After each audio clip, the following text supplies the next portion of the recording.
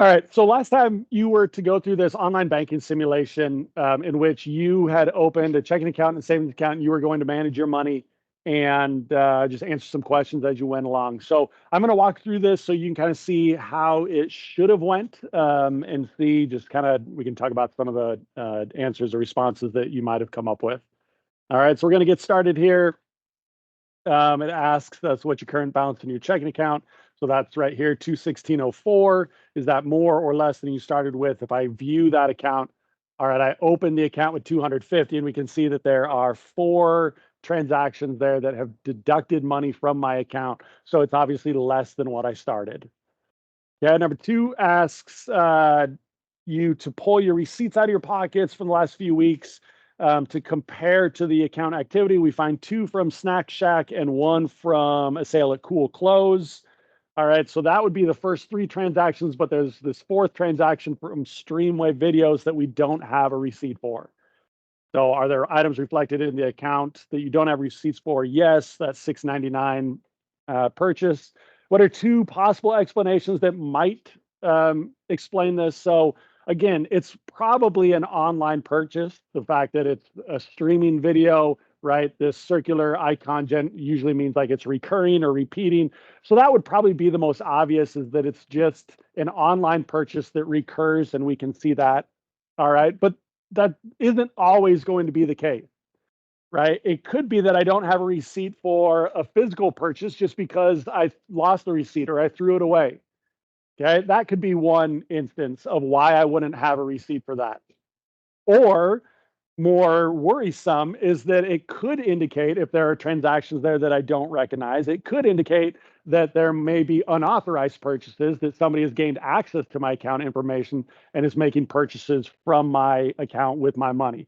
So if it's something that you don't have a receipt for, you have to think a little bit more closely about that. And if it's something you completely don't recognize, then that would be something that you need to follow up with your bank or your credit union. In this case, it looks pretty mundane. All right. And so, especially if we go into the transfers, or sorry, into the bills, I think, the upcoming bills, and we can see that there are scheduled Streamwave video payments of the same $6.99 every month, next month, July and August. Yeah, so we can see that it does appear to be an automated recurring payment. All right. It asks us then to set up a direct deposit at your job. You want to verify that it's working correctly and know and see that you are paid twice. So it says use the blue calendar in the top right to advance 1 month. So I'm going to take this blue calendar, I'm going to advance it 1 month into the future. All right. We can see that my checking account balance has gone up. And if I look at the details, sure enough, there are 2 direct deposits there for $250 each.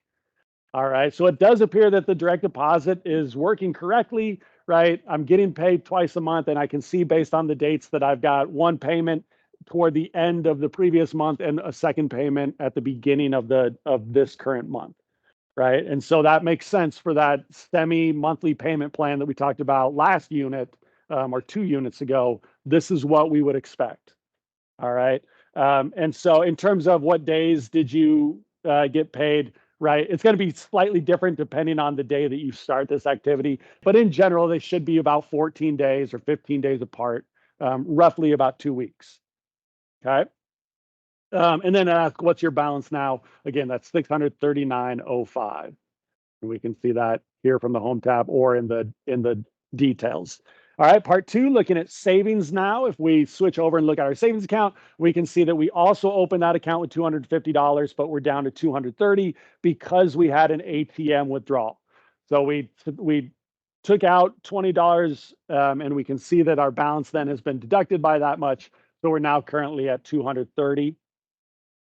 And it says, thinking back to all the useful information that we've learned so far in personal finance, you recall that we talked about setting up automated savings plans each month to pay yourself first, right? And so that ensures that money is coming over from your checking account into your savings account to set yourself up for having that emergency fund, for setting yourself up for getting in the habit of saving for larger purchases or future goals, whatever the case is.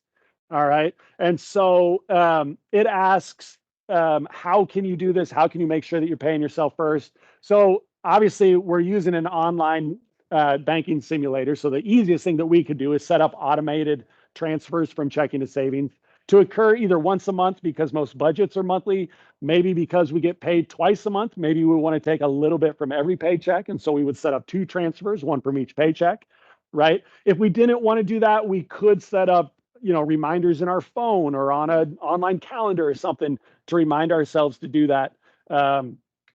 Most employers will let you opt to have your paycheck divided into multiple accounts if you like when they're doing that direct deposit. So you can actually go to your employer and say, I'd like my paycheck split between these 2 accounts, and I want X number of dollars to go into my savings each month or each paycheck, and the remainder to go into checking. You can do that too. All right. Any one of those is going to be a good idea. Okay. And then again, what payment frequency? Again, I just mentioned you might do it once a month because your budget is once a month and you want to make sure that you're including that. You might do it for every time that you get paid. So twice a month in this case. There's no necessarily right or wrong answer to that one. All right. Then it asks us to make a transfer to set up a recurring transfer of $60 to your savings account starting immediately. So I'm going to come over here to transfers. My payment frequency is going to be each month from my checking to my savings for $60 starting immediately. I'm currently on the 8th of June, so I'm going to have that payment date start immediately on the 8th of June. I hit OK. Now, if I go back to my home screen, I can see that both of those accounts have now been adjusted. And if I go into the account details, I can see the $60 was deducted from my checking account. And again, I see that recurring symbol appear that it's going to continue to happen every month. I look over at savings, the $60 has been added there. All right, so everything is looking good. It asks, what are my current balances now? So we should be at $579.05 for checking and $290 for savings. All right, everything is looking good. Then we're moving on to using our online banking to pay some bills. All right. It says that we want to freshen up our look. We subscribe to the wonderful wardrobe clothing subscription service, $28 every month. You can't be bothered to remember to pay on time every month, so you want to set up automatic payments. Right. So we're going to go to our bill pay, set up an automated payment. Okay. From our checking or savings, we'll choose checking. Okay. It's going to be every month. The recipient, I haven't added any recipients yet, so I need to add wonderful wardrobe. All right, we'll take the address that it suggests. It's going to take at least 5 days for the automatic payment to be processed by my bank and to initiate that process. So it says the earliest they can do it is on the 13th of this month. All right, but looking over here, it says that payment is due by the 5th of each month. All right, so I could set it up to start immediately. I could set it up to be on the 1st of the month to make sure that the company receives payment on time. I might back it up to the final day or a couple days remaining at the end of the month to just give myself a little bit extra breathing room, right? Whatever the case is, completely up to you. I'm going to go ahead and move it to the last day of the month, and just that way it still is received by the 5th. All right, and that's going to cost me $28 each time. All right, so I've got that upcoming bill, right? So this is scheduled, looks correct. Again, that it's showing that it's going to be recurring each month, $28 at the end of the month, a wonderful wardrobe. All right. You've gotten your driver's license. Your parents say you're responsible for paying no risk insurance company for the 6 months premium of $550 to be added to their policy. The sooner you pay, the sooner you can start driving. So we need to add this payment to our account. So we're going to go back to our pay bills. This time it's going to be just a single payment rather than a recurring payment. We don't need to pay $550 every month. This is going to cover the premium for the next 6 months. We need to add the recipient of no risk insurance. Again, we'll take the made up address. All right. I'm going to select the earliest day that I can, which is 5 days later than what the current day is in the simulation. And I can't, if I wanted to change it, I couldn't go any earlier. So I wanted that to be as soon as possible. And the amount is going to be $550. Okay. And I see in the upcoming bills that it's scheduled, it's not recurring, it's a single transfer. Everything looks great. All right. It says then after the payment has been scheduled, advance 5 days on the blue calendar to ensure that the payment has been processed. So I'm going to jump ahead to the 13th. And then it talks about a notification. So you receive a notification, you log in, you notice this notification icon says 1. Okay, so if I click on that or if I come over to notifications, I have a notification. There's actually 2 notifications together. One is a transaction over $500. Many institutions will automatically notify you if transactions cross your account over a certain dollar amount. Again, it's just kind of a safety practice so that if somebody has gained access to your account, you are notified that a large purchase or a large deduction has occurred. That way, if you don't recognize it, you can hopefully take action as soon as possible. More pressing though, because I did authorize that, is that I now have a low balance alert that my balance is below $50. All right. And so it asks, should you be worried about this low balance? That part is really up to you. You may say yes, you may say no. On the one hand, right, $29 isn't a ton. It's only the 13th of the month in this. So I've still got several days before I get paid again. So I may find that dangerously low. I may find that troublesome. Right. On the other hand, maybe not. I still have close to $300 in savings that I could access if I need to, even though ideally I wouldn't have to tap into that. Okay. Maybe I'm not worried because I know that I can pause the clothing subscription service for a month or the streaming video site for a month or whatever the case is. Right. So you may be worried, you may not be. How you respond to that, there's no necessarily right or wrong answer. Okay. And I just talked about some things that you could do to address that, right? Transfer money from savings over to checking to make sure that you've got a buffer. Leave your debit card at home when you go out so you're not tempted to make impulse purchases from your checking account, right? Pause some of those other subscription services, whatever. All right. You'll need to pay this insurance premium amount every 6 months for future premiums. Would you rather set up one large payment every 6 months or smaller payments over time each month so that it accumulates to $550 over 6 months? Again, there's no right or wrong answer here. For some, you may think that I'd rather do it a little bit each time, right? For whatever, $88 a month. So that I don't have this large expense that I need to make sure that I can cover every 6 months. Maybe some of you think, no, I want to be able to spend my money when I have it, and I'll just have to make sure that I budget as I get closer to that for one large purchase. Again, there's no necessarily right or wrong answer there. All right. Next, for part 4, shop till you drop. Now that you've made your insurance premium, your parents tell you need to pay for your own gas.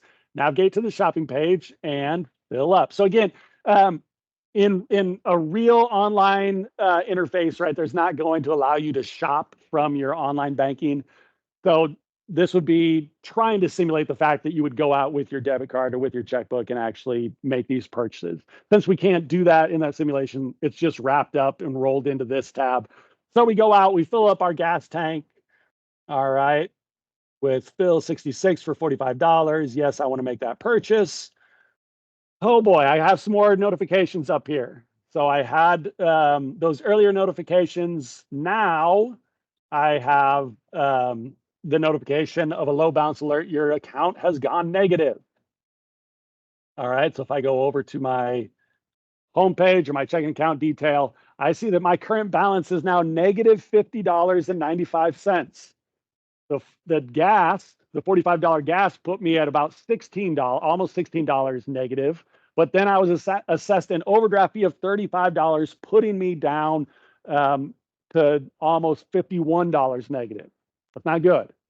All right. So what can you do? I can't make a return. It's not like I bought a physical item that I can return to the store. I can't return that gas. So what am I going to do? Right. In this case, I don't want to keep it negative. I want to at least bring that back up to 0. So I need to make a transfer immediately from my savings to my checking.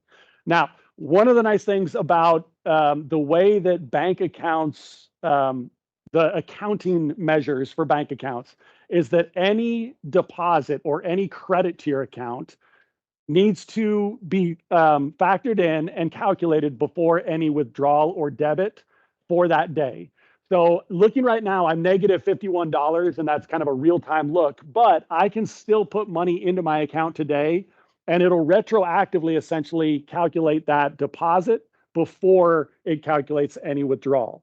So if I go back and I put $16, if I transfer immediately one time from saving to checking, 1595. Okay, that's how much I was negative before they assessed that overdraft fee.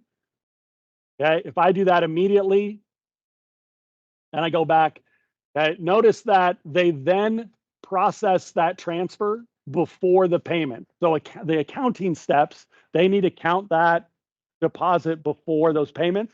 So by bringing myself up to zero still this day, right, I was able to avoid that overdraft fee.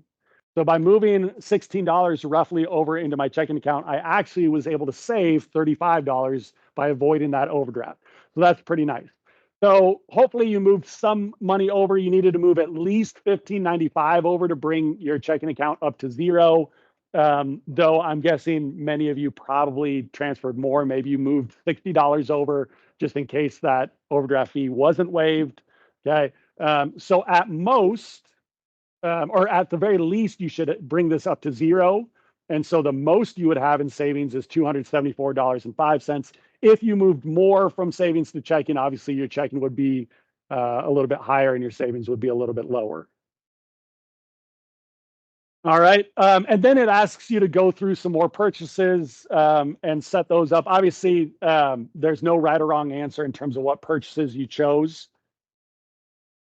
Okay, but it does ask which from which of these accounts will these transactions come out. So if we were to go out into an actual store and use our debit card or go online for online shopping and use our debit card, the money is going to be coming out of our checking account. All right, and so again, we wouldn't have this through the online banking of our real account, but since we can't use this simulation to go make a purchase at Amazon or go fill up our gas tank at an actual gas station, okay, we're doing it through here. But it simulates using your debit card or writing a check and having that money come out of your checking account. Then you've got some reflection question. And again, there's no necessarily right or wrong answer on that reflection. So that's just something that I'll look over. All right. So that was the online banking.